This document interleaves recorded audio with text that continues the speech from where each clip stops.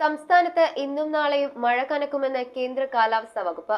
ആഗോള മഴപ്പാത്തിയായ MJO കിഴക്കൻ Indian മഹാസമുദ്രത്തിൽ നിന്ന് പടിഞ്ഞാറൻ സമുദ്രത്തിലേക്ക് നീങ്ങുന്നതാണ് മഴയ്ക്ക് കാരണം. മിന്നലിനും കാറ്റിനും സാധ്യതയുള്ളതിനാൽ ജാഗ്രത പാലിക്കണമെന്നും നിർദ്ദേശം.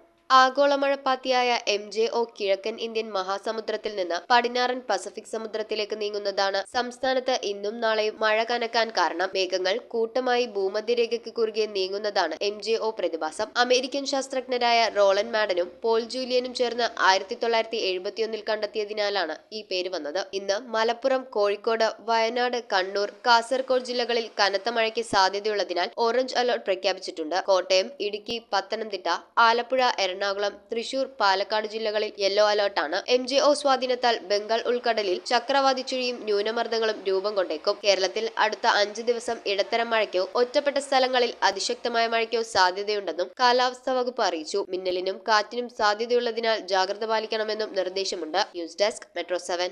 റിങ്ങുകൾ 1 ഗ്രാമിൽ തുടങ്ങുന്ന മാലകൾ, നെക്ലസുകൾ 9,000 രൂപ മുതൽ ഡയമണ്ട് നെക്ലസുകൾ 1 ലക്ഷം മുതൽ ആരംഭിക്കുന്ന വെഡിംഗ് സെറ്റുകൾ.